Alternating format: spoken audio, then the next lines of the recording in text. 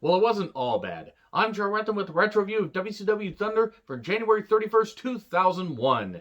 February and March are all that's left of this odyssey of watching basically the last year of WCW from the reboot to the very end. And you know what? Not all of it has been fucking horrible. Now, there's been a lot of shit to rant about, especially during the Russo portion. But there have been some messy moments. There have been some really bad moments. There's also been some pretty damn good wrestling and a lot of talents getting featured that I don't think would have been featured had WCW not basically been forced to put a bunch of new talent on camera. Now, some worked, some didn't. But in the case of this particular episode, yes, they were taping Thunder right after Nitro, so they were still in Baltimore, and there was some good energy from the crowd. They had one really good match on here, and they had some messy stuff. It almost seemed like some of this was edited, or maybe Thunder just ran short and they just threw extra commercials in.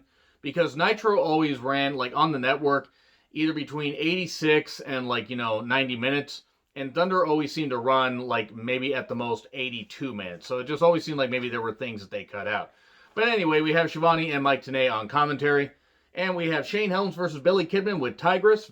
For what she was worth, which really wasn't all that much, this is a goddamn good match. A really fucking good match for TV, but even on pay-per-view. You could have put this on pay-per-view and it would have stolen the show because they took it seriously. They had some really nice false finishes, a dive into the crowd. They did some really good shit here.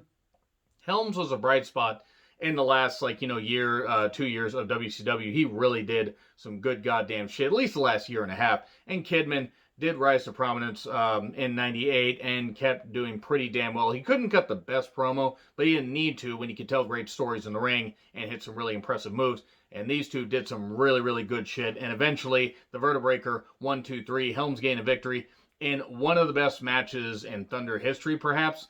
Because 98, 99, they would have good matches, maybe even great matches. By 2000, Thunder was pretty much a wasteland. But you would still get the occasional good match. In the dying days of WCW, this was a nice thing to see. We then get Scott Steiner running down Nash, Booker, and Goldberg, as well as others. And Scott Steiner, half of the promo was, somewhat coherent, and the rest of it was Scott Steiner talking. Who was great, don't get me wrong, but half the time he didn't make any sense. And then Chronic shows up to challenge him. Totally buffed do a really, really lame run-in. And then Rick Steiner shows up. Jeff Jarrett breaks a guitar over his head. Still hasn't drawn a dime with that. Yeah, a lot of run-ins. This was really goddamn messy. So we had a high point with Helms and Kidman, and then we went right back down to earth with a bunch of bullshit. And then Flair's group talks about their successes. Oh, we did so much great stuff, and we're going to visit DDP in jail later because DDP got jailed for, assaulting a fan on Nitro. And they were going to be in, at a Baltimore jail, so they were just, dismantling any idea that Thunder wasn't a taped show. I mean, obviously it was going to be a taped show, but they didn't even try to move it to another arena. I don't know. It just always kind of made me laugh that for a while, Thunder was going to be this live show. And then they realized, hey, wait a second, we're wasting so much money. Let's just tape it after Nitro. Even though the crowds are half dead for Nitro, they'll really be dead for Thunder. So, Lash LaRue versus Ron Harris with Don Harris. Yeah, you're trying to make me believe that I'm supposed to care about a Ron and Don Harris match. The Aryan Harris brothers. There was a marker on, used on the Harris brothers' hands, basically to tell them apart because they've been doing the twin magic thing, though the other Harris brother, Don, got the marker and put a marker, an X mark on his hand, the same type of mark, so they could do the whole switcheroo thing. A lot of boring chants and Spinebuster 1, 2, 3 after the switcheroo. There you go. Then we get O'Hare and Palumbo yelling about facing Jindrak and Stasiak. Oh, you want to, prove that you're the better team? Well, we'll face each other Super Brawl. Then we get it confirmed later. Then we get Flair saying Sanders will face Conan, and he's taking him under his wing. He's going to be the dirtiest player in the game, all that. Norman Smiley versus Bam Bam Bigelow. I mean, it was Bam Bam at this stage of his career, and Norman Smiley being the goof that wanted Glacier to help him. Norman basically keeps wondering what Glacier is, and then eventually Bam Bam beats him as Glacier's music hits, and he's high-fiving people getting to the ring. Now, he had already hit Greens from Asbury Park and had gotten the victory before Glacier was even halfway down the ramp. Then he's like, I told you I'd be here to help you, and justice will prevail, and doing the lame laughing. And why was Glacier brought back? I don't even have anything against the guy. Why was he brought back? To what end? Because he was brought back, in the dying days of WCW. If he was brought back, say, November of 2000, and they had been doing this stuff, then maybe there would have been a story, but there wasn't. He was just there, being stupid, and that was it. And then Jeff Jarrett is in the ring and says, well, I cracked Rick Steiner over the head with a guitar. He's not going to be here. Like on Nitro when I had DDP counted out, I wanted count out victory over Rick Steiner. But Rick arrives, and the match wasn't good because Jeff Jarrett really wasn't all that good in the ring, and Rick Steiner at this point, legit tough, and still had the crowd on their feet, but goddamn, Rick Steiner just really couldn't do all that much by this point.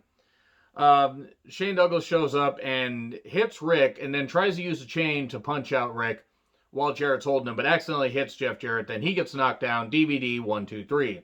The Steiner driver, I believe, is what people are calling it. And then he wins. Then Kwee Wee takes on a guy named Scotty Ultra, who apparently was laughing at Kwee Wee backstage. You don't laugh at Kwee Wee. Don't make him angry. You wouldn't like him when he's angry, and he beats him with a pile driver after a few minutes. Not really sure where they were going with Kwee Wee here, but he wanted to be part of the Flair's team. There we go. Moving on. Okay, Vito and Johnny the Bull versus O'Hare and Palumbo. Non-title match, all right, given a good amount of time. Well worked. Later, Shanton Bomb 1, 2, 3. A lot of the matches didn't really mean anything after Helms and Kidman were pretty much the high point of the show. Then Stasiak and Jindrak, they come out, they won a shot. And then there's a brief brawl between the Thrillers. I think the Thrillers would be disbanded right after Super Brawl Revenge. Because, you know, the company was going to be done in about a month. And also the Thrillers had really run their fucking, course by this point.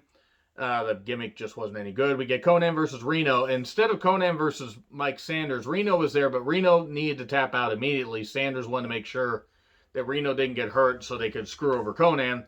So he taps out Tequila Sunrise. Sanders is out there, and then Reno hits him with the roll of the dice. And that's pretty much it. That's really all we need to say about that. Totally Buff versus Chronic. Buff, if one person chants boring, we are leaving. They start chanting boring. Later, Animal hits Clark with a chair. Full Nelson Slam for 2 as Brian Adams, not that one, is taking them on 2-on-1. And then gets hit with the Buff Blockbuster 1, 2, 3. And then Flair's group goes to see DDP in jail. Who made bail? DDP bail, if you will. Not like DDP Yoga. He made bail like an hour before. And then, they go to this jail cell that's totally a set. Or if it's an actual jail cell, I'd be amazed. And then they they see this envelope that's just hanging up there, and DDP basically said, "Oh, I knew you guys were going to try something. Ha. You guys got locked in." The cop even says, "Hope you have good lawyers." So the cop is basically helping lock innocent people away. I don't really know what that's fucking about. So yeah, Helms versus Kidman, and the tag match with Vito, Bull, O'Hare, and Stasiak was, No, Stasiak and Palumbo. Sorry, I'm getting a little bit confused here. No, it was O'Hare and Palumbo.